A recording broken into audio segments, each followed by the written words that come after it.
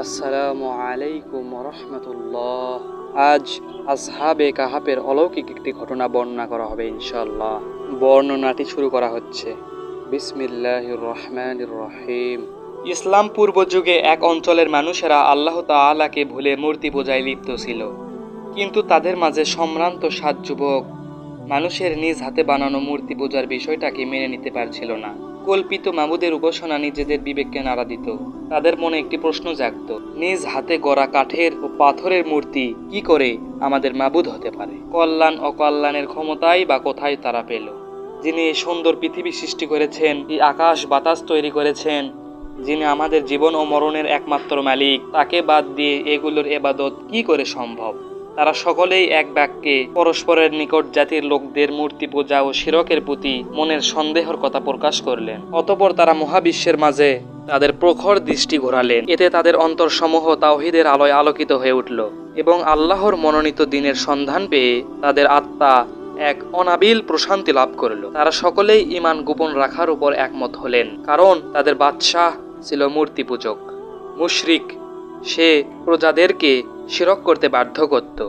তারা সমাজের অন্যান্য লোকদের সাথেই বসবাস করতে থাকলেন, কিন্তু তাদের প্রত্যেককেই যখন একাকী হন তখন আল্লাহর ইবাদতের দিকে মনোনিবেশ করেন। কোনো এক রাতে তারা যখন একত্রিত হলেন তখন তাদের একজন নিচু আওয়াজে এবং পূর্ণ সতর্কতার সাথে বললেন, হে আমার বন্ধুগণ, গতকাল আমি একটি খবর শুনেছি। যদি এটি সত্য হয়, আমার ধারণাও তাই, তাহলে অরিচে আমাদেরকে আমাদের দিন হতে ফিরিয়ে রাখা হতে পারে, অথবা আমাদের জীবন নাশ করা হতে পারে। কিন্তু হঠাৎ করে একদিন বিষয়টি সে যুগের বাদশাহ জানতে পারলেন। রাজ্যের সম্ভ্রান্ত যুবকদের সম্পর্কে এসব জেনে তিনি রেগে গেলেন। রাজ দরবারে তাদের উপস্থিত করিয়ে বললেন, আমি জানতে পেরেছি যে তোমরা বাদশাহ এবং তার প্রজাদের ধর্ম ত্যাগ করেছ।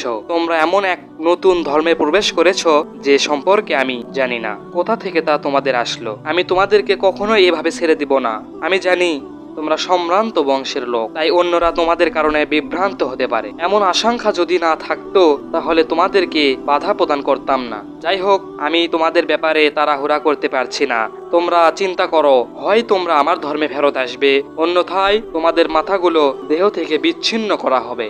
কিন্তু তাদের অন্তরগুলোকে আল্লাহ মজবুত করে দিলেন, ঈমানকে শক্তিশালী করে দিলেন। তারা বললেন, হে বাদশাহ, আমরা এই দিনে কারো অন্ধ অনুসরণ করে প্রবেশ করিনি, বাধ্য হয়েও নয় এবং অজ্ঞাতবশতও নয়।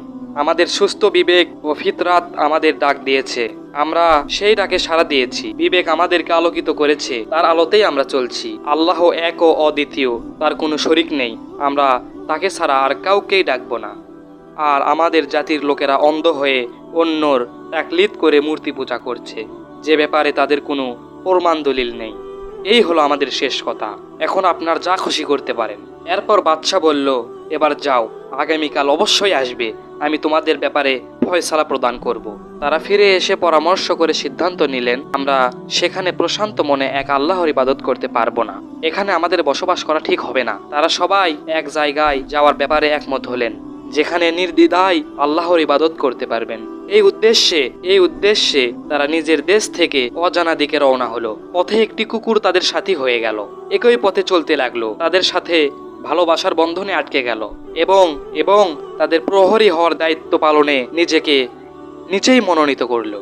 পথ চলতে চলতে এক সময় তারা একটি গুহায় পৌঁছে গেলেন।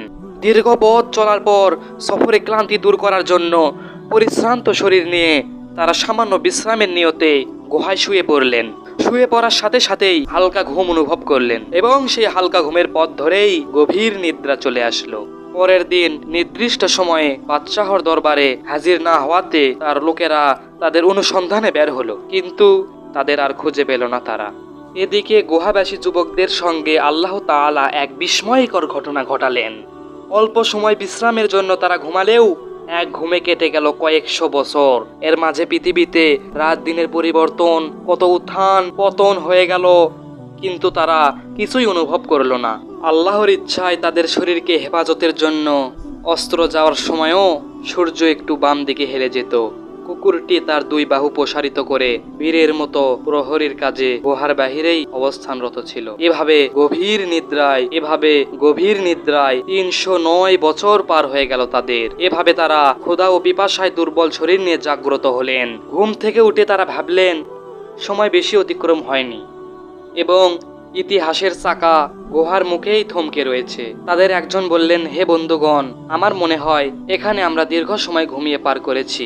তোমাদের মতামত কি? অন্যজন বললেন, আমার মনে হয় পূর্ণ একদিন আমরা নিদ্রিত ছিলাম, কারণ যে ধরনের ক্ষুধা ও পিপাসা আমরা অনুভব করছি তাতে তাই মনে হয়। তৃতীয় জন বললেন, সকালে ঘুমিয়েছি, এই দেখো সূর্য এখনো ডুবেই যায়নি।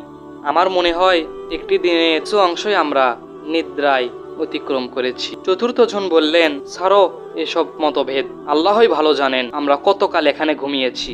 মূল কথা হচ্ছে আমার প্রচুর ক্ষুধা অনুভব হচ্ছে, মনে হচ্ছে কয়েকদিন যাবৎ না খেয়ে আছি। আমাদের একজনের এখনই শহরে গিয়ে কিছু খাদ্য ক্রয় করে নিয়ে আসা উচিত, তবে তাকে অবশ্যই সতর্কতা ও সাবধানতা অবলম্বন করতে হবে, কারণ লোকেরা যদি আমাদের অবস্থান সম্পর্কে জেনে ফেলে তবে তারা আমাদের হত্যা করতে পারে কিংবা আমাদেরকে ফিতনায় ফেলে দিন পালন থেকে বিরত রাখতে পারে। তাকে আরেকটি বিষয় সমাধান হতে হবে, কোনোভাবে যেন হারাম খাদ্য ক্রয় না করা হয়, সেজন্য সে যাচাই বাছাই করে হালাল খাদ্যটি ক্রয় করবে।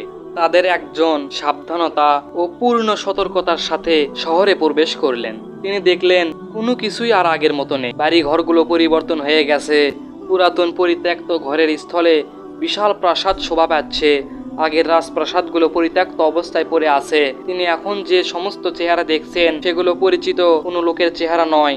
নদীর স্রোত আগের মতোই বয়ে চলছে, পরিবর্তিত রূপ ধারণ করে বাড়ি ঘর বন বনানি ঠিকই আছে, শুধু নেই আগের মানুষগুলো। তার দৃষ্টি বিচলিত হলো, এদিক সেদিক চোখ ঘোরানোতে লোকেরা সন্দেহ পোষণ করতে লাগলো এবং তার চাল চলার ভঙ্গিতে মানুষের সন্দেহ দানা বেঁধে উঠল। পরিশেষে লোকেরা তাকে ঘিরে ধরলো। উপস্থিত লোকদের একজন তাকে জিজ্ঞাসা করলো, আপনি কি এখানে অন্য দেশ থেকে এসেছেন? এত চিন্তা করছেন কি নিয়ে? অনুসন্ধানই বা করছেন কি? তিনি বললেন, আমি এখানে অপরিচিত কেউ নই, আমি কিছু খাদ্য ক্রয় করতে চাই, কিন্তু কোথায় তা বিক্রি করা হচ্ছে তা আমি জানি না। একজন লোক তার হাত ধরে খাদ্যর দোকানে নিয়ে গেল। সেখানে গিয়ে তিনি রূপার তৈরি কয়েকটি দিরহাম বের করলেন। দোকানের মালিক দিরহামগুলো হাতে নিয়ে ঘুরিয়ে ফিরিয়ে দেখলেন এ তো 300 বছরের আগেরও অধিক আগেকার তৈরি। সে ভাবলো এই ব্যক্তি হয়তো কোনো গুপ্তধন পেয়েছেন, সম্ভবত এই দিরহামগুলো ছাড়াও তার কাছে বিপুল পরিমাণ দিরহাম রয়েছে। দোকানের মালিক বাজারের লোকদের ডেকে একত্রিত করলো। এবার গুহাবাসী লোকটি বললেন, হে লোক সকল, দেখুন আপনারা যা ভাবছেন বিষয়টি আসলে তেমন নয়। এই মুদ্রাগুলো লুকায়িত অসংখ্য সম্পদের কোনো অংশ নয়। গতকাল মানুষের সাথে কোনো এক লেনদেনের সময় তা আমার হস্তগত হয়েছে, আর এই তো আজ আমি তা দিয়ে কিছু খাদ্য ক্রয় করতে চাচ্ছি। আপনারা তাতে এত আশ্চর্য বোধ করছেন কেন? এর কোনো কারণ তো আমি খুঁজে পাচ্ছি না। আর কেনই বা সন্দেহের উপর নির্ভর করে আমার বিরুদ্ধে গুপ্তধন পাওয়ার এবং তা লুকিয়ে রাখার অপবাদ দিচ্ছেন? এই কথা বলে তাদের ব্যাপারটি মানুষের কাছে প্রকাশিত হয়ে যাওয়ার ভয়ে তিনি স্থান ত্যাগ করতে চাইলেন, কিন্তু লোকেরা কিছুতেই তাকে ছেড়ে দিতে রাজি হলো না। ভিড় ভেঙে দিয়ে কিছু লোক একাকী তার সাথে নম্র ভাষায় কথা বলতে লাগলো। কথাবার্তার এক পর্যায়ে তারা যখন জানতে পারলো যে তিনি হচ্ছেন 309 বছর পূর্বে জালেম ও কাফের বাদশাহর পাকড়াও থেকে পলায়নকারী সম্ভ্রান্ত বংশের 7 যুবকের একজন, তখন তারা আরো আশ্চর্যান্বিত হলো। তারা আরো জানতে পারলো যে তারা হলেন ওই সমস্ত যুবক যাদের অনুসন্ধানে বাদশাহ সকল প্রচেষ্টাই করেছিল, কিন্তু তাদের কোনো সন্ধান পাওয়া যায়। যুবকটি এবার আরো শঙ্কিত হয়ে পড়লেন, কারণ এখন লোকেরা তাদের ব্যাপারে জেনে ফেলেছে। তাই তিনি নিজের ও তার সাথীদের জীবন নাশের ভয়ে পালাতে উদ্যত হলেন। লোকেদের মধ্যে হতে একজন বলল, হে ভাই, তুমি ভয় করো না। তুমি যেই বাদশাহর ভয় করছো সে তো প্রায় 300 বছর আগেই ধ্বংস হয়েছে। এখন যিনি এই রাজ্যের বাদশাহ তিনি আপনিও আপনার সাথীদের মতোই একজন মুমিন বান্দা। এবার বলুন আপনার অন্যান্য সাথীগণ কোথায়? যুবকটি এবার আসল ঘটনা জানতে পারলেন। ইতিহাসের সেই দীর্ঘ দূরত্বও তিনি উপলব্ধি করতে পারলেন, যা তাকে মানব সমাজ থেকে আলাদা করে রেখেছে। তিনি বুঝতে পারলেন এখন তিনি মানুষের মাঝে চলমান একটি ছায়া ব্যতীত আর কিছুই নন।